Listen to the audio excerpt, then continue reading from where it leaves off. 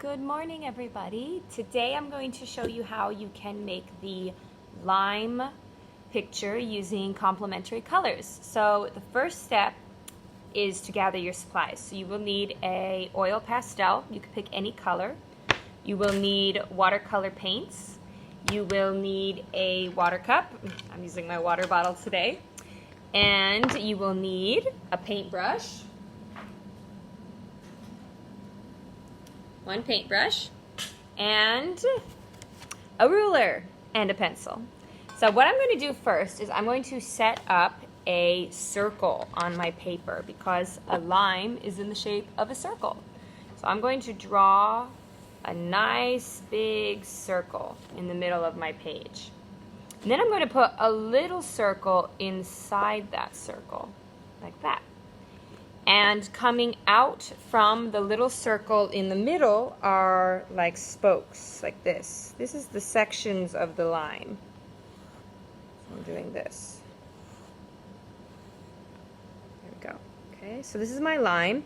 Limes also have like a little ring around that big outside circle, like a second circle going around.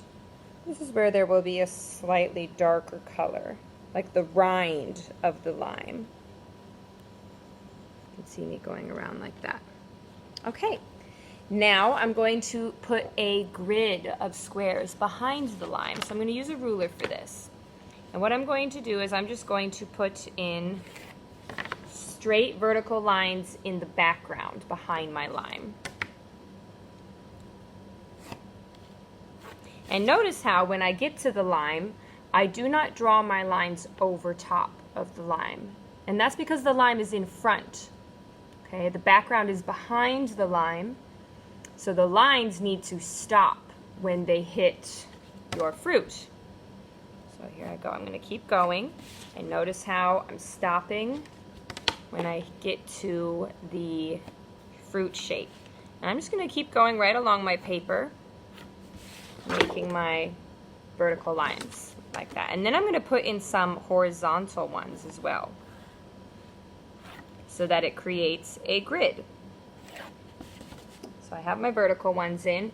Now I'm going to do the horizontal lines that go across my page in order to set up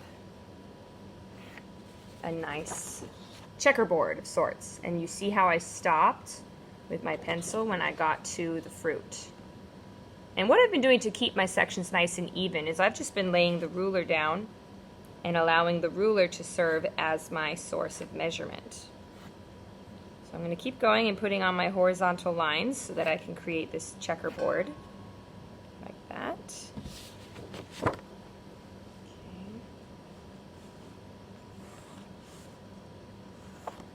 See, like that. Okay, so I'm just going right along, trying to be as precise as you can with your ruler. Don't let your ruler slide away from you. And setting up your horizontal lines. Okay, now we have this grid set up. And I'm going to do something today called watercolor resist. And when I put oil pastel down over top of my pencil lines, what it will do is when I put the watercolors on, the oil pastel will actually push away the watercolor because water and oil don't mix. So I'm just going over my pencil lines with an oil pastel. And anywhere I put my oil pastel, it will push the water away and we'll still be able to see your beautiful line work underneath. So I'm just going around my pencil lines, and I'm going to do the same thing for my grid in the background. I'm going to go over top using my ruler, okay, over top of the lines that I created in the grid.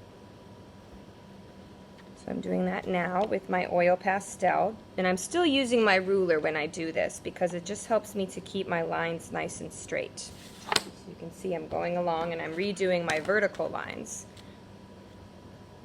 And I'm making sure that my ruler stays straight while I do it. Okay.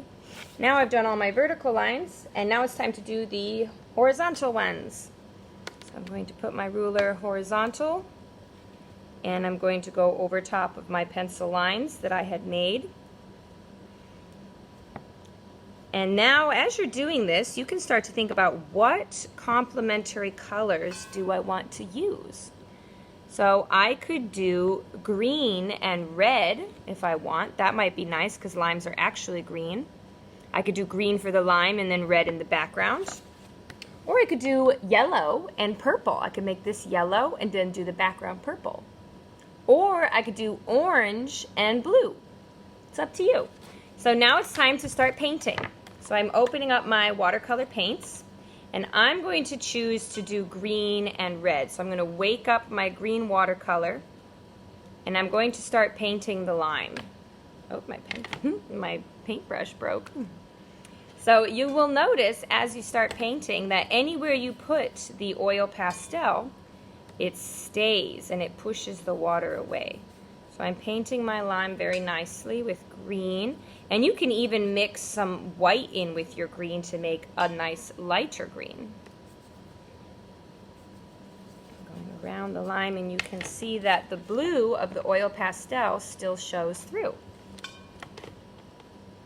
And once you've painted your lime, or your lemon, or your orange, depending on what colors you've chosen, then you will do the background. Oopsies, my brush keeps breaking. Then you will do the background behind the lime, or the lemon, or the orange, or whichever colors you chose. But make sure that when you do your background, you pick a complementary color pair. So if I chose green, then the color I do in my background is red. And if I chose yellow, then the color I do in my background is purple. So I'm going to do my red. And I'm going to nicely paint in the checkerboard pattern that is in the background here, okay, behind my lime. And that's how you do the activity. So I hope that you guys have fun, and remember to use complementary colors, and you can always mix your color with white to create a tint, or you can mix your color with black to create a shade.